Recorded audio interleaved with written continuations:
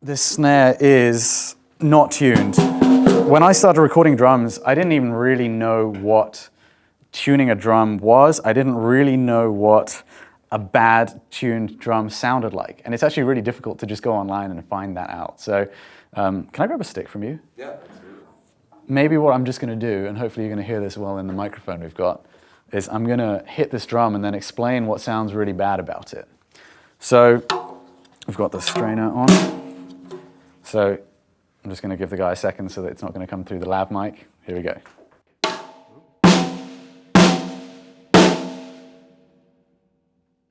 So maybe that already sounds really bad to you, but just to go through and explain, the way that a drum is tuned is you're using the lugs on each side of the drum to even out the tension across the skin. And what you're aiming for is a perfectly even tension so that the drum kind of resonates at a single pitch.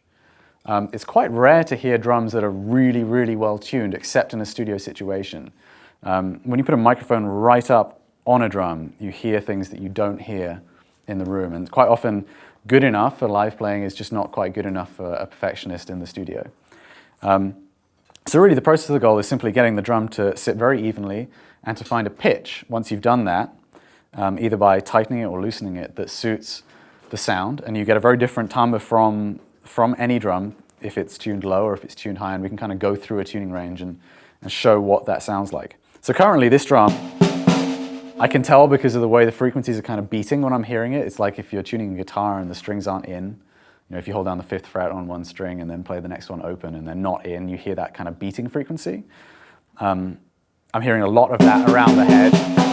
It's also just it's kind of tuned low. It is really low in its range, and it's just kind of really flabby sounding. Because it's got a load of ring to it, the snare wires are also kind of resonating really awkwardly with it. Like if I hit that again. I don't know if that's coming through up there, but that kind of just, yeah, it doesn't sound good. So right now I'm going to grab a tuning key from back here, and I'm going to show you my general process for tuning, and we're going to talk about how you can achieve consistency for tuning. Now there's so many ways of tuning a drum. If you go online, you will find any number of ways of tuning a drum. And I've watched probably most of the videos that there are out there trying to improve my craft and learn about it. Probably one of the best guys to learn about tuning from is Bob Gatson, who is, I think, a very well-respected figure in the drum world. And he has a lot of videos that he's done promotionally for Evans and also his own DVDs on tuning. And that's probably a really good place to start. It might be a little bit over your head if you're just starting, but it will definitely help you get your ear in. It's also a little bit dated, perhaps, his DVD now, and the tones that he's going for maybe aren't quite so applicable for the style of music that we do necessarily, but the concepts certainly are. So the general method that you use to tune a drum is just using a drum key. In this case, this is a magnetic key made by Evans. I really like this because once you get near to the lug, it just kind of sits on very securely. I find when I go back to other keys, having used this, I'm always dropping it. This is a really neat little invention. Yep. And basically what you do is you go around and you try and tap the head very close to the lug to ascertain the pitch at that lug, and then you compare it to the other lugs on the head. So as we go around, we can very clearly hear, or I hope you can hear, that this lug here is a lot lower in pitch. So what I'm going to do is I'm going to bring the pitch of this lug up. Actually, do you think I should start from nothing? Or should I fix this drum? Well, typically, when we're working on setting up for a studio session, we'll change the head. So it might be actually good to start from fresh, as if you would just put the head on. What I'll do, I think, actually, is I'll even it out, but I won't tune it up to like a decent pitch. Then I'll detune it and start from scratch, as though I'm starting from fresh. So as I tune this up, you're going to hear the pitch start to equalize. Hopefully you'll hear that coming through this mic and not this one.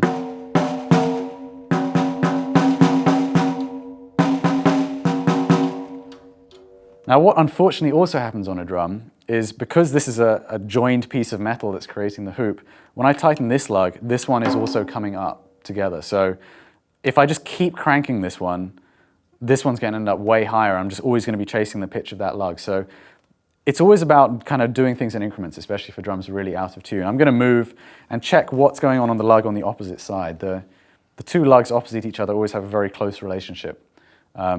So it's always worth, if you think one lug is low, maybe try tuning it, but if it's not really coming up, check out the other side and see what's going on. So I'll do that now.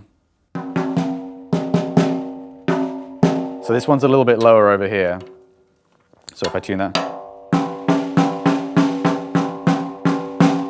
We're already starting to get a lot more even. Hopefully you can hear that. This one to me is still a little bit low. And I should point out at this point, it's quite an advanced skill to be able to hear really small differences in pitch. And it's something that only really comes with a lot of practice. So the best thing you can do is just detune a drum, tune it again, detune a drum, tune it again, until it sounds really good. And that's what I've done basically for a few years, obsessively. And it is really obsessive. All right, I'm going to now just go around and hopefully you'll be able to hear what I'm doing while I do it.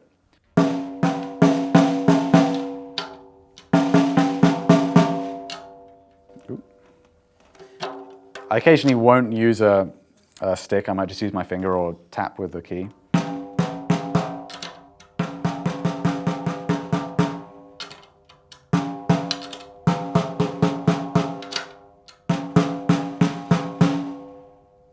Now hopefully the pitch that you're starting to hear come out is that duh. There's a lot of overtones going on as well. And the other thing that takes some practice is really zeroing in on the fundamental pitch of the drum that you're trying to tune to. It's also really going to depend on the head. The head that we have on this drum is an Evans heavyweight. It's a very thick head that's designed to be really durable. Thicker heads tend to exaggerate the actual fundamental note of the head. So they can actually be really good for tuning practice, because if you move to a single ply head, there's so many overtones and the fundamental is so much quieter, it can actually be quite difficult to hear the difference.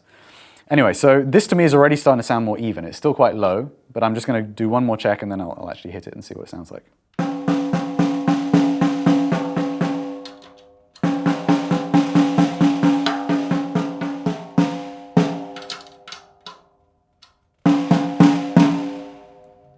So the overtones are still kind of a little bit squirrely, but the actual pitch of the head is getting pretty even. So let's hear what that sounds like now with the snare wires engaged.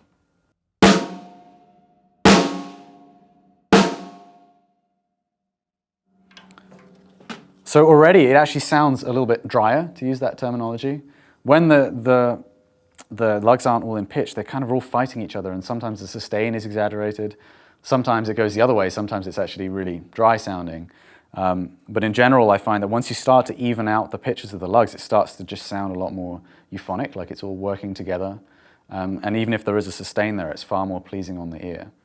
So what I'm going to do now is, am I going to detune it after it's sounding quite decent? Yeah, I'm going to detune it all the way to nothing, as though I've just put this head on. So it won't take me 2 seconds. Yeah, I think it's good. Like I said, I mean, this is pretty much a brand new drum head that we just put on to secure, you know, the hoop. But I think it's good to see, you know, from literally starting with nothing at all, seeing it actually tuned up is cool. And specifically for the tom, I think that could be great as well. Yeah, the tom is already pretty detuned, so that's going to be a good candidate for that. Yeah. And then what about, just while you're doing that, what are your thoughts on the bottom head, specifically, like the reso head? We'll get to the bottom head. The way that a snare works, the snare wires are actually sitting on a really thin head on the underside. And what this head really serves, like its purpose, is to provide a surface for these wires to resonate against. So the wires are also muffling this a lot. There's very little sustain to that head. So the tension of this head mainly dictates the response of the wires. It does, to an extent, dictate the initial attack of a drum. And I do what most drummers do, which is to, well, most people that tune drums do, which is to tune it really quite tight. And we'll get to actual pitch references, which is where I'm about to go with the top head, so that you have a general idea of where to tune that. But generally, I tune really tight on the bottom. I'm not too worried about the interval between the bottom head and the top head, but when we get to the toms, that's going to be really crucial to getting a good sound. So I'll just go back to the top head now, and I'm going to introduce my tuning tool, which is my mobile phone, which is all the way over here. All right. So they're just good for everything. Yeah, they're great. This gets a few funny looks. There's a lot of ways of preserving the tuning of a drum from one session to another. There's some really cool devices called drum dials or similar things which actually sit on the head and they measure the tension of the head at that point. and you can use that. It's not based on how the head sounds. My method of doing it is just to actually use a pitch pipe, which sounds really funny. It's like a kazoo kind of frequency. If I hit it now, oh, I'll make that louder. And this is my tuning tool, and I just memorize the kind of tunings that work for, the kind of pitches that work for a size drum, a snare drum particularly, or the toms. I kind of have in my head notes that I know generally work, and then I can move them about by a semitone at a time if the drum isn't really resonating at that frequency. But it means that at any point during the session, and probably you'll see later when we're tracking, I'm going to be coming in here and touching up the toms, because as Matt hits them in the snare as well, they're going to be detuning. So I always have a reference. I know exactly what it was tuned to before, and I can get it back to that.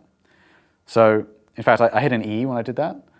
To me, an E is a great frequency for the top head to be tuned to. And it's going to be a lot tighter than it is right now. It's an E pretty high up. To me, that is kind of like the mid area of a drum, maybe just tending towards the top end of a drum. Now what happens when you're in the low range of a drum, it's got a ton of attack. The head is moving a lot when you strike it because it's tuned looser. But the tone of the drum is very low. And it can sound kind of, it can sound trashy under a mic sometimes. Like the attack is so prominent that you don't really hear a sustain of the drum, and it might not kind of cut. You'll see what I mean when I'll just tune it to a low note to begin with. As you go up, you start to get more and more of the tone of the drum, but there's a sweet spot. Once you start to go too high, you kind of lose the attack. The head isn't really moving very much, and you just really get the overtones of a drum. So there's a sweet spot, and to me, an E is a great place to start on any drum. For some people, that might sound a bit high, but something we're going to talk about is that, to me, the pitches of the drums are actually probably going to be a little bit higher than most people expect, because I want the drums to have a definable tone, and that's actually going to sound really fat by the time we're finished. If you start with drums that are tuned really low, they don't have the resonance, and it's difficult to get them to sound fat and big. And that was certainly a misconception I had when I started out. I thought big drum sounds have to tune really low. Really what it is you have to get bigger size drums and tune them in their range, which is probably a bit higher than you're expecting. So anyway, I'm going to go around now and kind of show you what I do. So that one's now detuned? This is pretty, I think I didn't quite get these lugs. I think I'll just go through and actually make sure all of these lugs are not connected.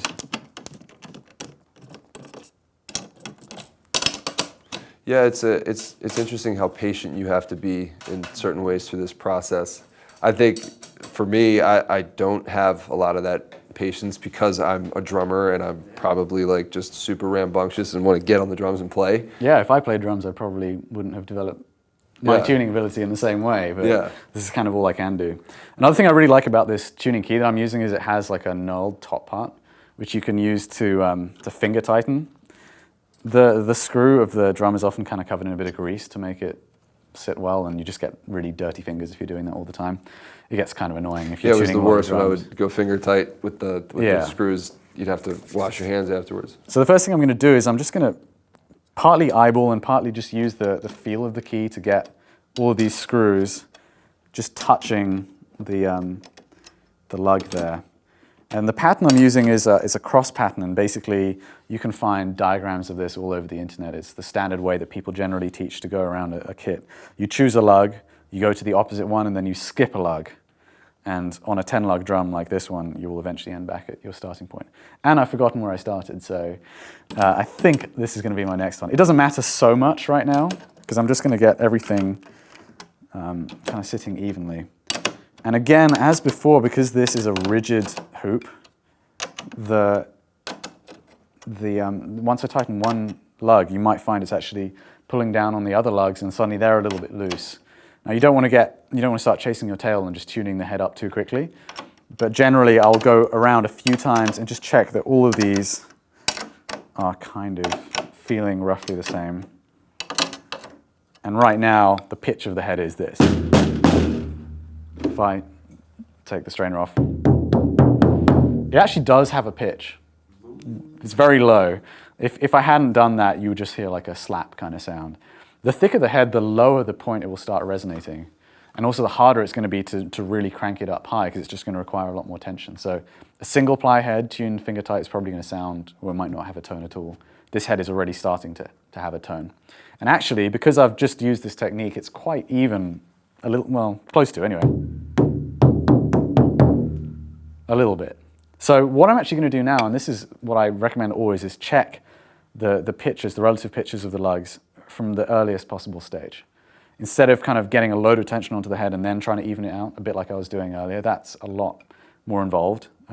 If you can start to get things really nice and even when it's at a very low point in its range, your life is going to be so easy. You can pretty much just do it based on applying the same amount of turn to each lug from there. So I'm going to go around and just see if I can even out these frequencies. It might be a little bit difficult to hear up there. I'm very close to the head here, so it's a lot more obvious to me. So I'm just going to do that now.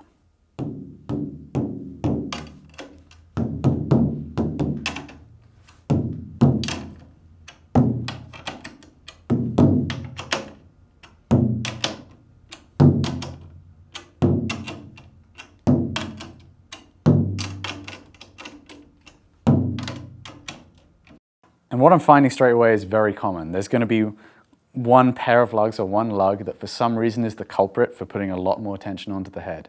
And you're going around and you're adjusting the other ones and it's not really doing very much for the head. And then there's one which when you hit, suddenly the pitch is changing really drastically. And that can be a real problem if it's a lot tighter. It can be much more difficult to find out which lug that is. So I'm going to keep going around. And the tuning key technique that I'm using is actually to detune the string the lug a little bit and bring it up to pitch again. That's to prevent me from just putting tension on every lug over and over and the whole head just going up and up in pitch, which I'm trying to prevent. I'm trying to keep it very controlled if I can. So.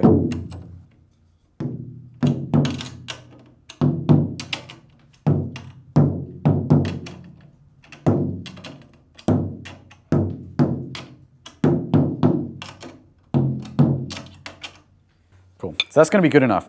These lugs do not feel like they're all at the same tension. Now, that's another really important thing I had to learn, is not to do everything by feel, because for one, as good a drum as this is, the rim might not be exactly flat all the way around. The head might not be exactly flat all the way around. The rim might not be exactly flat. Simply applying the same amount of tension to every lug might not actually yield a perfectly in tune head. So from here, I'm now going to go and I'm going to put about half a turn, so 180 degrees with the key. I'm going to use the cross pattern and we're going to see what pitch we're at there. Actually, I'm doing more like a quarter turn. I guess I haven't really analyzed that before. You find you have a muscle memory though from all the practice? Yeah, and that's something which you definitely develop. It's kind of tuning key technique. So it's close to actually being in tune. It's very low, but this is because I even things out when it's a little bit low. So I'm going to do another round of evening now.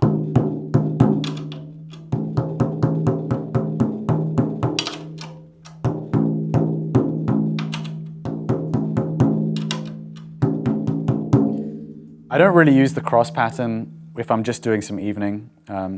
It's kind of random, or I might just be going around in a circle. I really use that if I'm really trying to get the head up in pitch.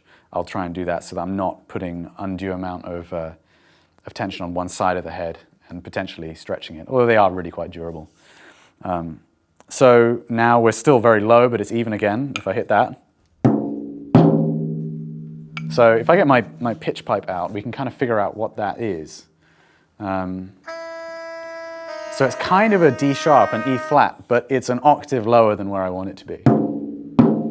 It's kind of somewhere in between there. So I'm going to go around and I'm going to just do this whole process a little bit quicker. I'm not going to stop to explain everything, but it's going to be just an iterative process. So let's do that. You can probably hear that the head is kind of responding even just to the force of me putting the key onto the lug, which means it's really starting to get into like a resonating range. So right now,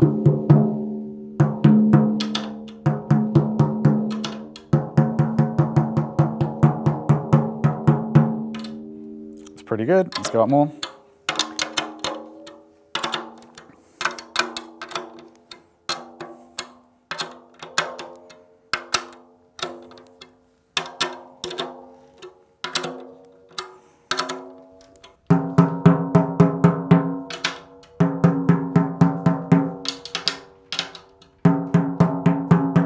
So I think we're starting to get into the range where this would actually yield a decent enough snare sound. Let's see where we're at.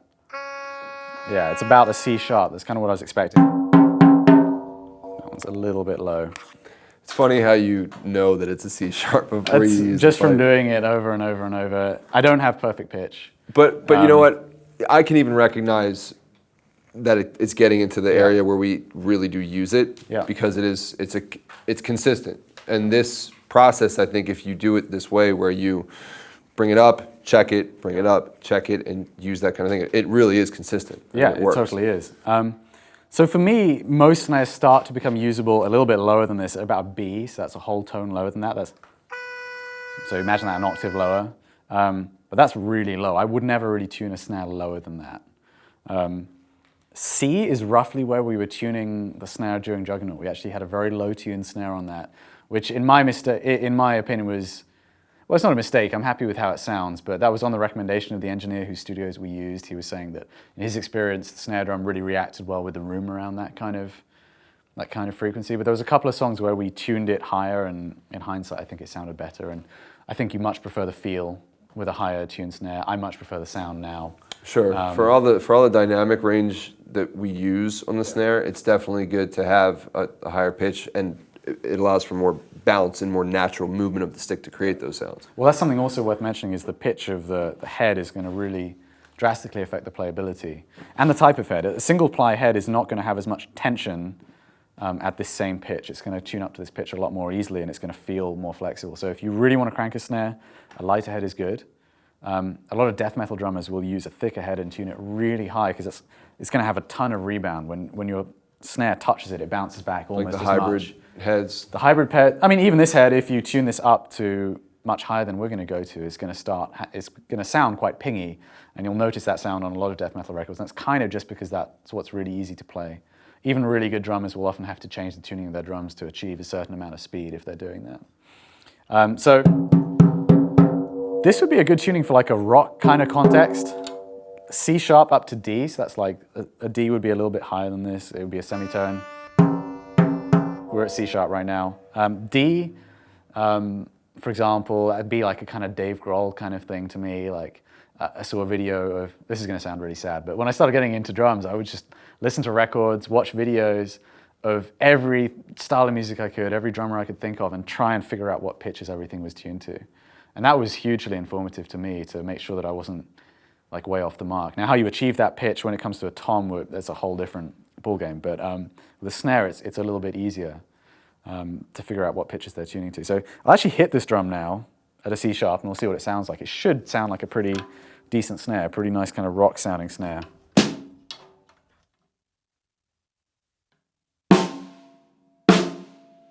Now, it doesn't have any muffling on. I'm just going to use my thumb to muffle it a tiny bit.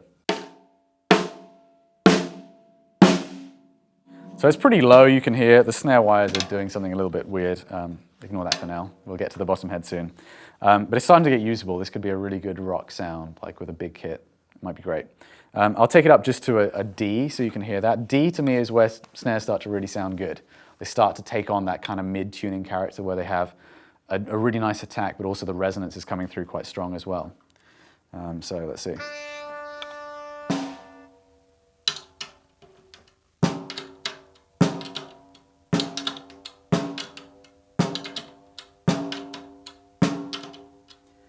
Now, it just takes experience to know how much to put on these lugs to achieve that. It's a very small movement. I don't know if you guys can really see on the camera. You probably can, but it's like a tiny movement I was putting onto each lug, and it's incremental. If I just put enough tension onto this that I started to hear a D coming out of this lug, by the time I've done that with all the lugs, it's going to be really, really high. So it's about moderation and just small movements at a time.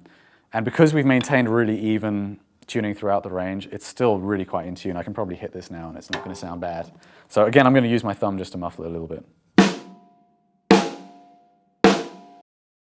That's a really good range for a snare to me. That could be really suitable for the song we're going to do today, even. Sure. But I'm going to take it up to an E now, which is what I always tune your snare to every day. And to me, that's like a really balanced snare tuning that's still going to sound really big, loads of attack. Still going to be like a great rock snare sound as well. So it feels good. It feels good too, which is very important. Yeah. Cool. So I'll just remind myself of an E.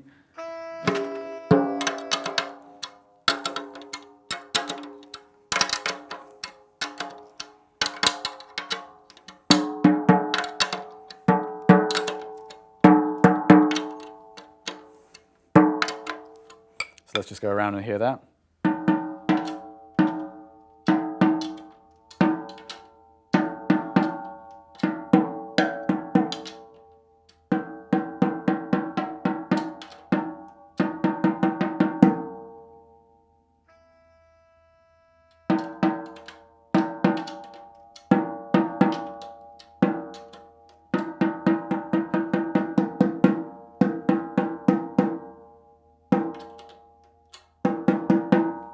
We're pretty much at an E. Now, as you start to get higher, you might be noticing the fundamental pitch of the head is starting to get lost, and we're starting to hear more of the higher overtones. The higher you tune a snare, it can be kind of difficult to make out the fundamental pitch. And that's also a good way of kind of scoping out the tuning range of a drum. Every drum is going to sound different at different frequencies, at different pitches. And one drum might have a load of fundamental pitch at an E, but maybe a little bit lower it doesn't, a little bit lower again it does again. And in my experience, metal snares tend to have better tuning range, like they tend to sound better at a wider range of tuning. So it depends what you're after. If you want a resonant snare sound and less of the overtones, you might find that just adjusting that tuning a little bit is going to yield a better sound. Anyway, let's see. This is roughly an E right now, I think. Pretty close. You're probably hearing the overtone very clearly up in there, but I assure you it's close to an E. I'll hit that now, and again, I'll just use my thumb to muffle it.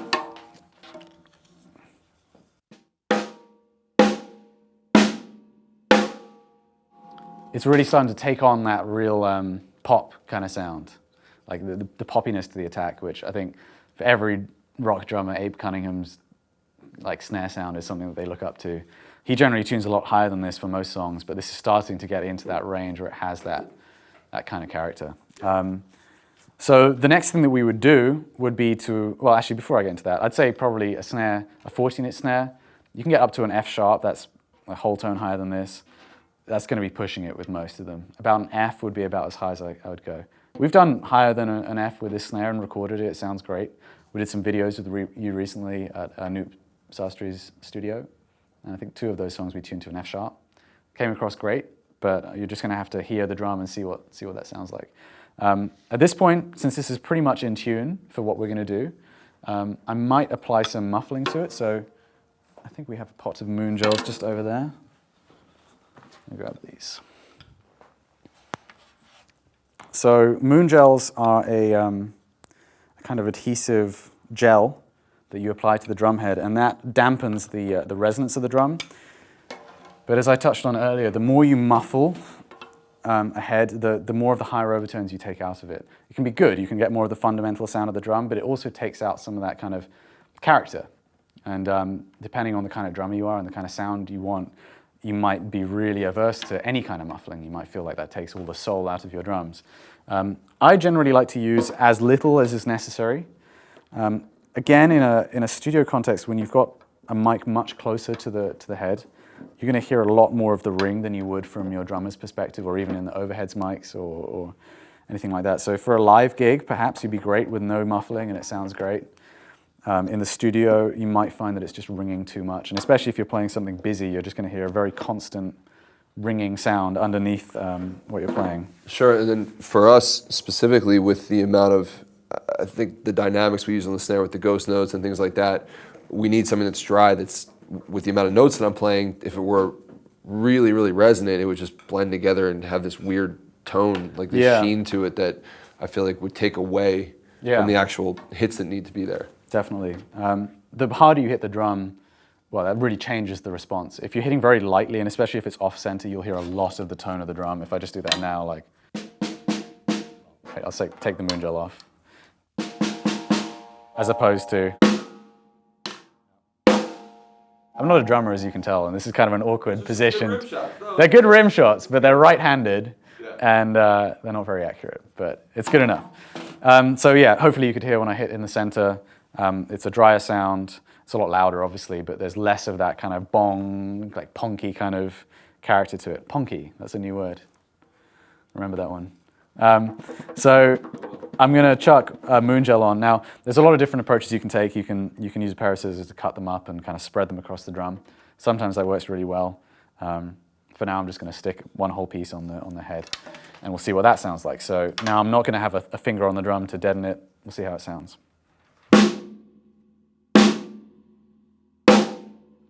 So it's really quite short now. That was that sweet spot, that last That one, yeah, I'll do one more.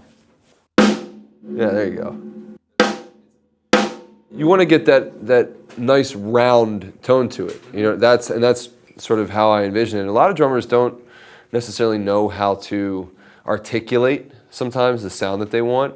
So you know, you can like I'll sometimes come to you and be like, I want this. I want like that, because to me that's like a round sound, and it's kind of funny, but whatever you can do to figure it out, even if it's referencing other drummers or other records or things like that, I think it's good to sort of figure out a way to articulate the sound you want, and you know, whether you're learning how to tune it that way yourself or you're working with a producer who's going to get that sound. Like I just know that's the sweet spot because that sort of resonates with that kind of sound I envision for it. It's funny, I think like sounds in general is something that we internalize from everything around us. Like sometimes this sounds, I don't think I've ever told this before, but sometimes like a sound of a snare to me is almost like the sound of biting into an apple. Like that crisp sound that you hear in your head when you do it. Like, well, I don't know. It has it's a not, roundness to it. Yeah, I don't know. It's like a very cloudy kind of thing in my mind that I'm aiming for. And as a producer, you have to be able to have conversations like that and figure out what each other one means. And it can be really helpful just to have some records and say like, you know, what records have a snare sound that you really like. And if you're using something like a pitch reference and you've done your homework and you can kind of hear what the snare is tuned to, you can use that as a starting point.